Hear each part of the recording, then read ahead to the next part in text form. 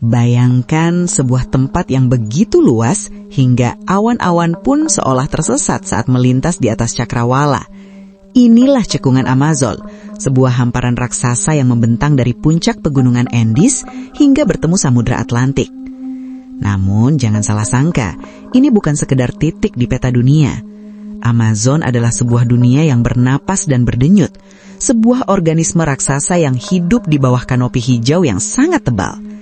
Di dalam hutan ini, setiap pohon berdiri sebagai pilar penyangga langit, sementara setiap helai daun bekerja seperti paru-paru kecil yang menyaring udara kita dan menjaga iklim global tetap stabil.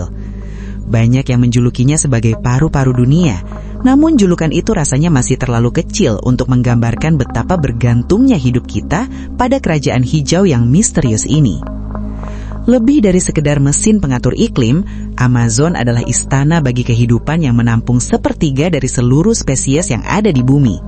Di balik bayang-bayang pohon raksasa, hiduplah makhluk-makhluk yang tampak seperti karya seni yang bernapas, mulai dari jaguar yang mengintai tanpa suara, hingga burung-burung dengan warna yang sangat cerah menyerupai pelangi yang terbang. Di saat dunia modern kita terus berlari menuju beton dan layar digital, Amazon tetap berdiri teguh sebagai saksi hidup dari masa lalu purba yang menyimpan rahasia hujan abadi dan makhluk-makhluk luar biasa. Di jantungnya mengalir sungai Amazon, yang bukan sekedar aliran air biasa, melainkan sebuah urat nadi raksasa yang membawa 20% air tawar dunia, membentang sangat jauh hingga menyaingi sungai Nil sebagai sungai terpanjang di planet kita. Saat musim hujan tiba, sungai ini berubah menjadi monster yang sangat luas. Lebarnya bisa mencapai 50 km, jauh lebih lebar dari banyak kota besar yang kita kenal. Namun sungai utama ini tidak mengalir sendirian. Ia didukung oleh jaringan raksasa yang terdiri dari 1.100 anak sungai, di mana 17 diantaranya memiliki panjang lebih dari 1.000 km. Bersama-sama, mereka menciptakan jaring air raksasa yang menghidupi hutan hujan tropis terbesar di dunia. Ribuan makhluk menjadikan perairan ini sebagai rumah mereka, namun hanya sedikit yang mampu menghantui imajinasi manusia seperti ikan piranha. Dikenal dengan julukan menyeramkan seperti zombie air atau si pengoyak daging, ikan ini memiliki reputasi brutal, cepat dan tidak kenal ampun saat makan. Padahal jika Anda melihatnya secara langsung, bentuknya mungkin tampak biasa saja. Seekor piranha biasanya hanya seukuran telapak tangan orang dewasa. Namun jangan biarkan ukuran kecilnya menipu Anda dari senjata mematikan yang ia miliki. Rahangnya secara biologis adalah mesin pemotong daging yang sangat efisien. Setiap giginya berbentuk segitiga tajam dengan tepi bergerigi yang tersusun rapi dalam satu baris di rahang atas dan bawah. Yang membuatnya benar-benar mengerikan adalah bagaimana gigi-gigi ini saling mengunci satu sama lain seperti deretan pisau gergaji yang menyatu kuat, memungkinkan mereka menggigit dengan presisi yang luar biasa.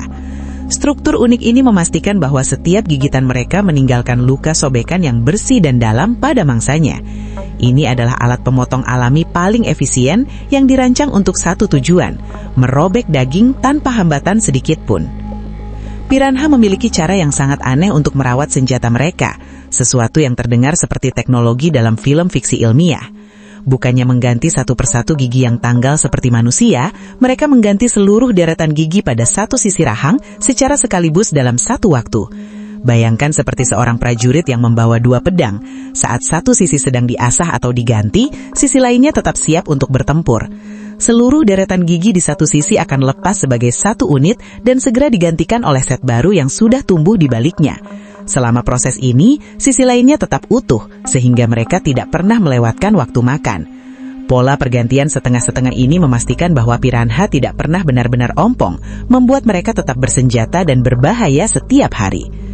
Kekuatan asli piranha sebenarnya terletak pada besarnya daya gigit mereka dibandingkan dengan ukuran tubuhnya yang mungil. Untuk ikan yang panjangnya hanya sekitar 20 hingga 30 cm, tekanan yang bisa mereka hasilkan sungguh di luar nalar. Penelitian ilmiah mencatat bahwa piranha hitam, salah satu spesies terbesar, mampu menggigit dengan kekuatan sebesar 320 Newton. Sebagai gambaran, itu setara dengan menahan beban 32 kg hanya dengan satu gigi. Meskipun predator raksasa seperti hiu putih besar atau buaya secara keseluruhan memiliki gigitan yang jauh lebih kuat, piranha sebenarnya mengalahkan mereka semua jika kita menghitung rasio kekuatan gigitan terhadap berat tubuhnya. Secara proporsional, ikan kecil ini adalah salah satu pemangsa terkuat di seluruh kerajaan hewan. Terlepas dari citra mesin pembunuh yang sering kita lihat di film-film Hollywood, kebenaran tentang diet piranha sebenarnya jauh lebih beragam dan tidak melulu tentang darah. Banyak spesies piranha sebenarnya adalah omnivora, yang artinya mereka tidak hanya mencari daging, tapi memakan apa saja yang tersedia. Meskipun mereka memang memangsa ikan kecil dan krustasea, mereka juga menghabiskan banyak waktu memakan buah-buahan yang jatuh ke sungai, biji-bijian, daun, hingga serangga air. Mereka adalah makhluk oportunis sejati di Amazon. Bahkan beberapa spesies dilaporkan hampir seluruhnya vegetarian. Jauh dari kesan pemakan manusia yang pilih-pilih makanan, piranha lebih berperan sebagai tim pembersih sungai yang memakan campuran tumbuhan dan protein tergantung apa yang ditawarkan lingkungan pada hari itu. Salah satu peran paling penting piranha dalam ekosistem adalah sebagai hewan pemakan bangkai atau scavenger. Mereka melakukan tugas mulia dengan membersihkan sungai dari hewan mati atau sisa-sisa daging yang tenggelam ke dasar sungai agar tidak membusuk dan mencemari air. Piranha cenderung tertarik pada makhluk yang sudah lemah, terluka atau sekarat, karena itu adalah cara yang jauh lebih aman untuk mendapatkan makanan. Di dunia Amazon yang keras, mengapa harus membuang energi mengejar ikan sehat yang lari dengan cepat jika Anda bisa menemukan camilan yang mudah didapat? Perilaku bersih-bersih inilah yang membuat mereka sering terlihat mengerubuti bangkai. Mereka bukan mencari perkelahian, mereka hanya mencari cara paling efisien untuk mengisi perut yang lapar. Di perairan Amazon yang sering berwarna coklat pekat seperti teh, jarak pandang di bawah air seringkali nol atau sangat terbatas.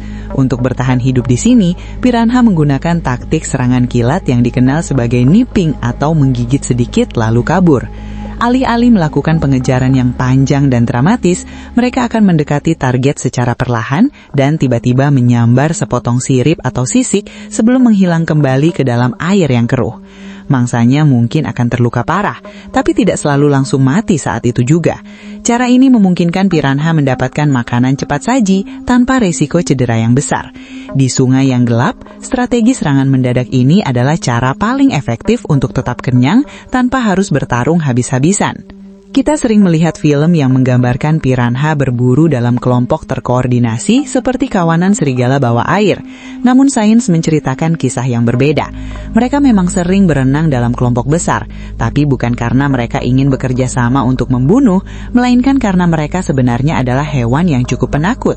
Di habitat Amazon, piranha memiliki banyak musuh alami seperti burung air, kaiman, hingga lumba-lumba sungai yang siap memangsa mereka. Dengan tetap berada dalam kelompok, mereka menggunakan taktik aman dalam jumlah. Sangat sulit bagi predator untuk memilih satu target di tengah kerumunan ikan yang bergerak serentak. Jadi saat Anda melihat gerombolan piranha, Anda bukan melihat tentara agresif, melainkan sekumpulan individu yang sedang merasa cemas. Namun saat musim kemarau tiba, kelompok yang biasanya tenang ini bisa berubah menjadi sesuatu yang jauh lebih intens dan ganas. Ketika permukaan air turun drastis dan piranha terjebak dalam kolam-kolam kecil yang menyusut dengan makanan yang sangat sedikit, rasa lapar dan stres pun mengambil alih.